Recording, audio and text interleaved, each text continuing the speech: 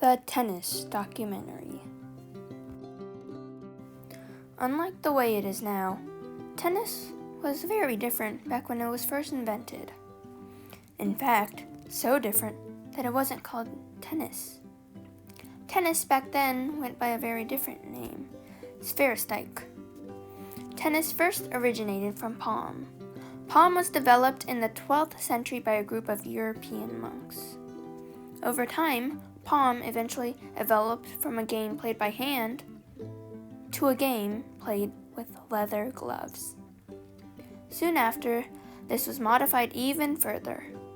The leather glove was no more, and its place was the adaptive handle.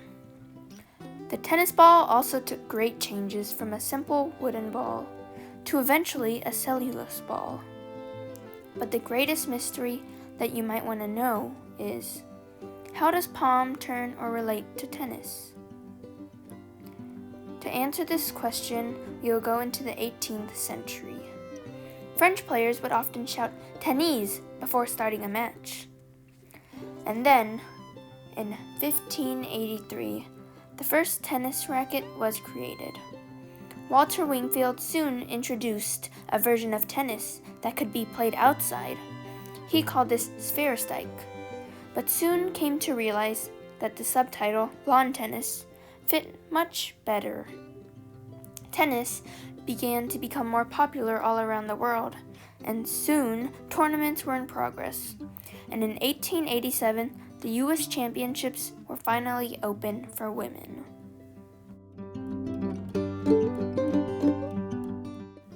Roger Federer keeps his high position as a male tennis player on the ranking, despite the fact that he is older than most and had his position for a long duration. He is ranked number 8 in the entire world. He was first born in Switzerland and currently is 39 years old. You can see him on the bottom left. John McEnroe. You have probably heard of him due to his anger on the court, but he is one of the best tennis players out there. He went into the Grand Slam at a pretty young age and managed to lose in the French Open in one of the longest games in history. And then he retired at 62 years old. At the bottom right, you can see John McEnroe.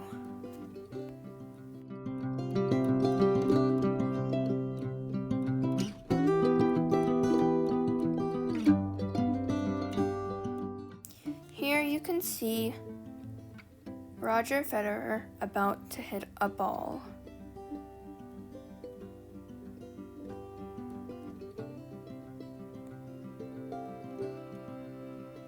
Here is John McEnroe when he was younger.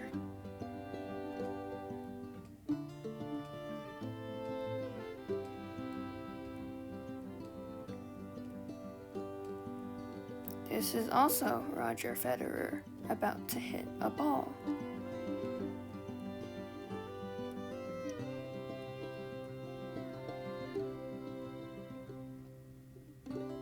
This is John McEnroe as an old person.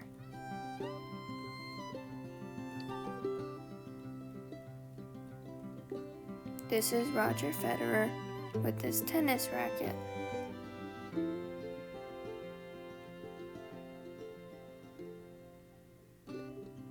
This is John McEnroe, also being old.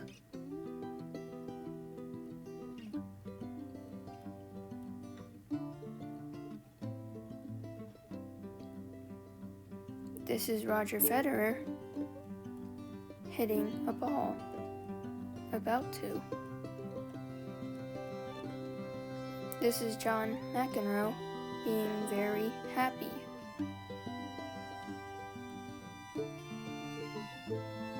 This is Roger Federer also being very happy.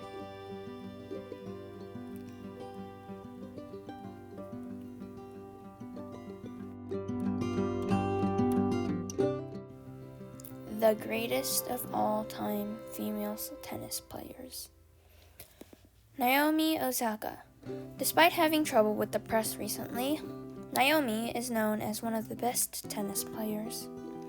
Her backhand is one of her many strengths on the court. Naomi is also known for having very good sportsmanship on the tennis court. Coco Gauff entered the Grand Slam tournament at an astonishing age of 15. She is a very talented young tennis player to be able to play against so many people who are both older and more experienced than her.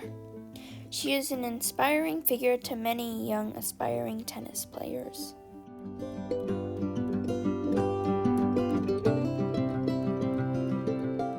This is a picture of Coco Gauff.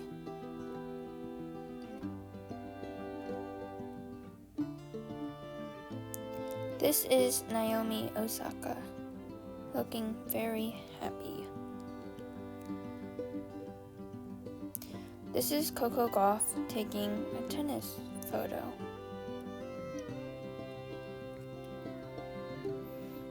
This is Naomi Osaka looking very sad.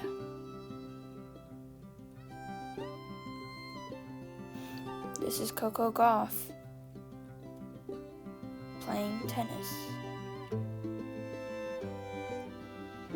As you can see, Naomi Osaka is doing her serve or catching a tennis ball. You can see Coco Gauff in this picture. I can't tell if she's happy or upset.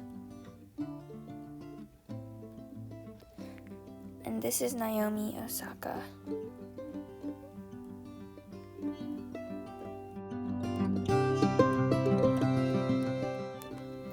The court's set up. In doubles, you have the whole court and the alleys, but in singles, the alleys are considered to be out. The baselines are the orange lines as shown on the picture. The service line is the white line in the middle of each side. In singles, you would only play on the court in the green, red, and yellow boxes, but in doubles, you include the blue boxes or the lanes, as shown on the sides. When serving, you would first start on the deuce, or the right side. Then you would rotate between the deuce and add sides. When serving, you should always hit the box on the other side that is the same color as a smaller box in front of you, or hit the ball in a diagonal direction. These colors are just for reference. They are not actually on the court. This is a court. This is the normal court you would be using most of the time when you play tennis. This is a grass court.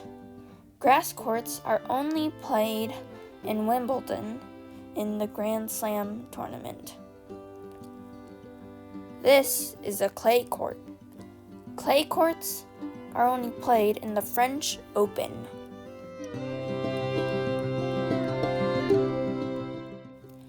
How to play tennis.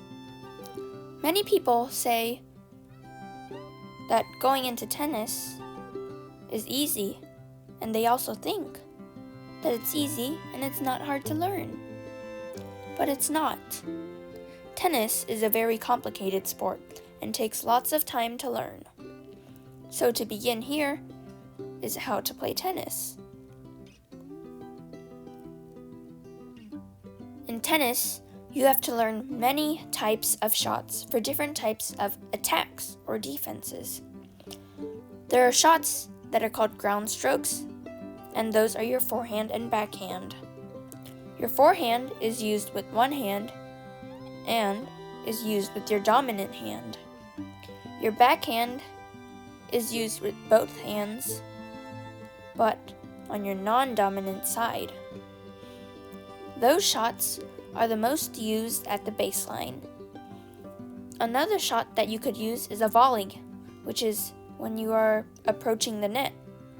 This shot is used with a different grip than your ground strokes, and many people call it your continental grip, or just in simpler terms, your two grip. And finally, the most important skill to have in tennis is your serve. It starts off your match and really just determines your outcome. Let's say you hit a really strong serve. That means that your opponent would have a harder time receiving it and means you have a higher chance of getting the point.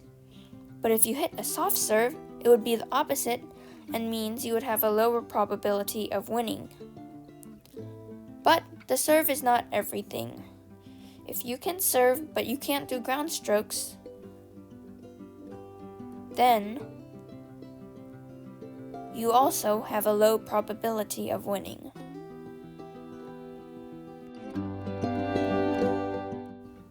How to play tennis. The forehand. When doing a forehand, you should always be in ready position at first. Then you should take your racket back, turn, you push forward, you impact, and then you finish the swing, and then you return back. There are many types of different forehands, so do not limit yourself to only what this video shows. How to play tennis, the backhand. First, you would be in your ready position, waiting for the ball to come. When the ball comes, you will turn, put your racket back, and then you will swing forward with the impact, and you follow through with your swing.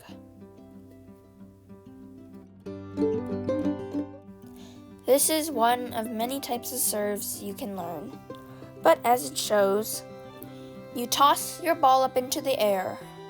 Then you bring your racket back and over your head, and down and back up, and then you make contact with the ball and swing through and down.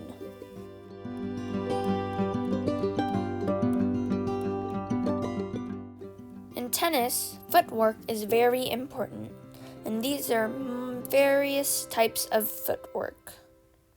The most common one you will use is the split step. When you're in ready position, you take a little hop and slightly spread your feet apart. This will keep you moving and have you ready for the next ball. Other ones include prep steps, crossover steps, multi-steps, transitional steps, and your first step.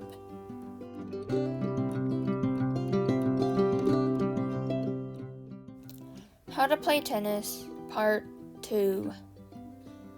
Just because you know the shots doesn't mean you can just go on the court and play. You also have to know how to play points to win games and then win sets. And yes, that might sound a little complicated, but after an explanation, it won't be as confusing. In a game, there are 4 points, and to start off, you start on love, which is 0. Then it's 15, 30, and then 40. If your score ever gets to 40-40, generally, you are supposed to play add. Add is when you play at 40-40 and keep on winning points, and when you are the person that has the point, it is considered to be add in. And if you do not have the point, it is add out. If you are add in, all you have to do is win 1 more point and you will win the game. There are 6 games in a set, and generally for middle schoolers, you only play 1 set. Another word you might hear for 40-40 is also deuce, but they mean the same thing, so don't get too confused. So these are the points that go to the corresponding call. If 0 points is love, then 1 point will be 15, and so on. 2 points is 30, and 3 points is 40. 4 points means game, which means the game is just over.